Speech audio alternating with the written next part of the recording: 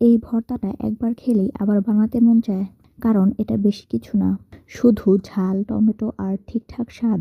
আজকে কোনো ভারী রান্না না, আজ এমন একটা ভর্তা বানাবো যেটা বেশিরভাগ বাসায় কম বেশি সবাই বানায়, কিন্তু ঠিকঠাক হলে আলাদা করে মনে থাকে। ঝাল টমেটো ভর্তা। এই ভর্তার সবচেয়ে ভালো দিক হলো এটা বানাতে আলাদা করে কিছু শেখার দরকার নেই। যারা নিয়মিত রান্না করেন তারা জানেন কিছু খাবার আছে যেগুলো বেশি সাজাতে হয় না। এই টমেটো ভর্তা ঠিক তেমনই। শহরের বাসায় ছোট কিচেন, চুলার পাশে দাঁড়িয়ে যেভাবে আমরা প্রতিদিন রান্না করি ঠিক সেভাবেই। এখানে কোনো বাড়তি আয়োজন নেই, কোনো বিশেষ উপকরণও না, যা আছে সবই হাতের কাছের।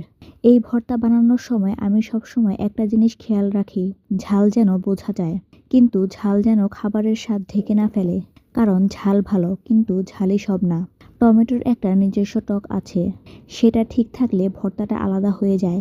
আর সবচেয়ে জরুরি যেটা, সরিষার তেল। সরিষার তেল ছাড়া এই ভর্তার স্বাদ সম্পূর্ণ হয় না।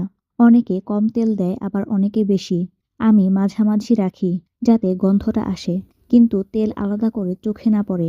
এই ভর্তা সাধারণত আমি বানাই গরম ভাতের জন্য। ডাল থাকুক বা না থাকুক, এই ভর্তা থাকলে ভাত খাওয়া সহজ হয়ে যায়।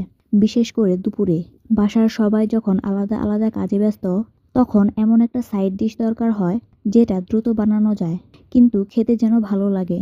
এই টমেটো ভর্তা ঠিক সেখানেই কাজে আসে। এটা বানানোর সময় আমি খুব বেশি কথা বলি না, কারণ রান্নাটা নিজেই কথা বলে। টমেটো কাটা, পেঁয়াজ ভাজা, কাঁচামরিচ, এই জিনিসগুলো আমরা সবাই চিনি। তবুও একটু এদিক ওদিক হলেই স্বাদ বদলে যায়। তাই আমি ধীরে ধীরে করি, তাড়াহুড়ো না। শহরের বাসায় রান্না মানেই সময় বাঁচানোর চেষ্টা, কিন্তু কিছু খাবার আছে যেগুলোতে 2 মিনিট বেশি দিলেই ফলটা ভালো হয়। এই ভর্তাটা ঠিক তেমনই। এখানে কোনো গোপন রেসিপি নেই, শুধু ঠিক জায়গায় ঠিক কাজটা করা। এখন আসি আসল কাজে।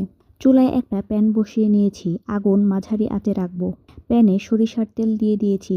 তেল খুব গরম হতে দিব না, আবার কাঁচাও যেন থাকে না সেটাও খেয়াল করতে হবে। এই জায়গাটায় অনেকেই ভুল করে। তেল গরম হয়ে গেলে পেঁয়াজগুলো দিয়ে দিই। পেঁয়াজগুলো আমি পুরোপুরি লাল করি না, হালকা বাদামি হলেই যথেষ্ট। কারণ আমার কাছে মনে হয় পেঁয়াজ বেশি ভাজলে পেঁয়াজের মিষ্টিটা কমে যায়। এরপর কাঁচামরিচ। এখানে ঝালটা নিজের মতো করে দিয়েছি। যারা বেশি ঝাল খায় তারা একটু বেশি দেবে, যারা কম ঝাল পছন্দ করে তারা কম দেবে। কিন্তু মরিচ বাদ দেওয়া যাবে না, কারণ এটাই এই ভর্তার প্রাণ। এবার দিয়ে দিব টমেটো। টমেটোগুলো খুব ছোট করে কাটবো না, মাঝারি সাইজে ছোট টমেটোগুলো কেটে নিয়েছি, যাতে ভর্তা বানানোর সময় টমেটোর টেক্সচারটা থাকে। টমেটোগুলো আমি আলাদা করে ভেজে নিয়েছি। লবণ দিয়ে দেই পরিমাণ মতো, আগেই দেই যাতে টমেটো দ্রুত নরম হয়। ঢাকনা দিয়ে একটু সময় দেই, এই সময়টুকু খুব দরকার, কারণ টমেটো যদি ঠিকমতো নরম না হয় তাহলে ভর্তা হবে না। ঢাকনা খুলে হালকা করে নেড়ে দেখি, টমেটো যখন হাতল দিয়ে চাপ দিলেই ভেঙে যায়, তখন বুঝি সময় হয়েছে। সবগুলো উপকরণ একটা প্লেটে নামিয়ে নিয়েছি। এবার ভাজা কাঁচামরিচ, পেঁয়াজের সাথে হালকা লবণ আর হালকা ম্যাজিক মশলা দিয়েছি। এটা খুব বেশি দিব না, খুব অল্প সামান্য দিব, শুধু স্বাদটা ব্যালেন্স করার জন্য। শেষে দিয়ে দিচ্ছি ধনিয়া পাতা। ধনিয়া পাতা বেশি দিলে টমেটোর স্বাদ ঢেকে যায়, তাই অল্প পরিমাণেই দিয়েছি। সবগুলো উপকরণ হালকা করে মেখে নিয়েছি। এই ভর্তা খাওয়ার সময় একটু সময় দিলে স্বাদ আরও ভালো হয়। টমেটো ভর্তার উপকরণ হিসেবে নিয়েছি টমেটো, সরিষার তেলে ভাজা কাঁচামরিচ, পেঁয়াজ, লবণ, ম্যাজিক মশলা আর ধনিয়া পাতা। এবার এই ভর্তাটা কিভাবে বানিয়েছি সেই প্রস্তুত প্রণালীটা বলে দেই। প্রথমে প্যানে সরিষার তেল গরম করে নিয়েছি। এবারে পেঁয়াজ এবং কাঁচামরিচগুলো হালকা করে ভেজে নিয়েছি। টমেটোগুলো আলাদা করে ভেজে নিয়েছি সরিষার তেলে। সবগুলো উপকরণ চুলা থেকে নামিয়ে নিয়েছি একটা প্লেটে।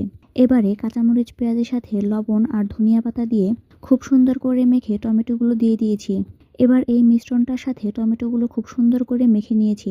এই ভর্তা কোনো শো অফের খাবার না, এটা প্রতিদিনের খাবার, কিন্তু ঠিকঠাক হলে একবার খেয়েই মনে থাকে, আর তখনই আবার বানাতে মন চায়। এই ঝাল টমেটো ভর্তা ভাতের সাথে খেলেই বুঝবেন সাধারণ খাবারও কেন বারবার বানাতে ইচ্ছে করে।